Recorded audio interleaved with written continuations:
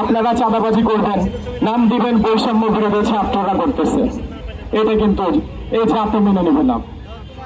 আমরা বিএনপিকে সরাসরি মেসেজ দিতে চাই, আপনারা যদি মনে করেন আপনারা মাঠের খেলোয়াড়, আপনারা ভুলে যাবেন না 24-এ ছাত্র জনতা যে খেলা দেখাইছে, এই খেলা যদি আপনারা সেকেন্ড টাইম দেখতে চান, আপনাদের অস্তিত্ব থাকবে না। দয়া করে আমাদের সেই খেলা আবার নামাবেন না।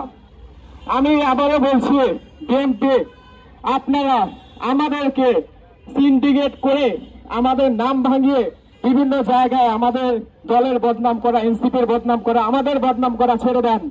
আমরা জানি কোথায়, কোন এলাকায়, কোন মহল্লায় কে কি করে যাচ্ছেন। রাজনীতি করতে দেওয়া হবে না এই বাংলার মাটিতে। তারা যদি আবার রাজনীতির আশ্রয় পায়, তারা তাদের এই অপরাজনীতি, গুম খুন, হত্যা, চাঁদাবাজি আবার চালিয়ে যাবে। তাদের এই ন্যাস্টি রাজনীতি, তাদের এই নোংরা রাজনীতি এই বাংলার মাটিতে, এই তেজগাঁর ঘাটিতে আর গড়ে উঠতে দেওয়া যাবে না। আর কারো বাক স্বাধীনতা যাতে হরণ না হয়, তাদের রাজনীতি অবিলম্বে নিষিদ্ধ করতে হবে। এবং সকল কার্যক্রম তাদের এই যে রাতের আধারে, ভোরবেলা, ভোরের আলোতে তারা মানুষের সর্বোচ্চ কম অনুপস্থিতির কারণে যে তারা এভাবে মিটিং মিছিল করে, মুখে মাস্ক পেঁচিয়ে, আপনারা এতই ভয় পান। এই যে আমরা কর্মসূচি দিচ্ছি, আপনারা সামনে আসেন, সামনে এসে পারলে আপনাদের কর্মসূচি চালান। কেন রাতের আধারে, কেন ভোরের আলো নামার আগে? আমরা 19 তারিখে তাণ্ডব দেখেছি যে মহাখালী বাস স্ট্যান্ডের এদিকে হচ্ছে শহীদ জাহিদ শহীদ হয়ে গিয়েছে, নাফিস শহীদ হয়েছে। আপনারা সবাই ঐক্যবদ্ধভাবে রুখে দাঁড়ান।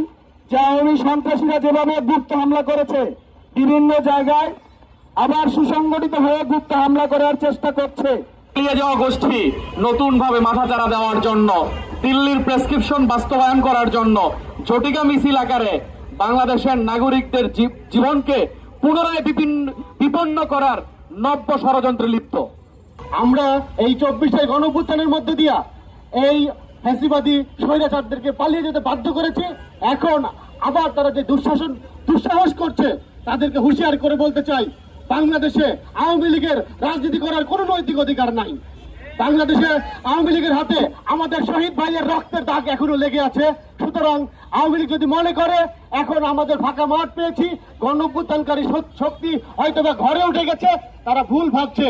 গণঅভ্যুত্থানের শক্তি আজকে সংগঠিত ভাবে এনসিপি নামে রাজপথে আছে। এনসিপির প্রত্যেকটা সদস্য আওয়ামী লীগের জন্য ত্রাস হয়ে আসবে। তারা একটা ভুয়া ন্যারেটিভ তৈরি করার চেষ্টা করে এবং তাদেরকে রেলিভেন্ট করার চেষ্টা করে। আওয়ামী লীগের প্রশ্ন যদি আবারও আসে, সাধারণ জনগণ, ছাত্র জনতা আবু সাইদের মতো দুই হাত প্রসারিত করে আবার রাস্তায় দাঁড়াবে এবং আওয়ামী লীগকে সুষ্ঠু বিচারের মাধ্যমে বাংলাদেশের রাজনীতি থেকে বাতিল করা হবে। কারণ এই আওয়ামী লীগ দুইবার সুযোগ পাওয়ার পরে এই দেশের মানুষের বিপক্ষে তারা শুধু অন্যায় জুলুমি করে গেছেন।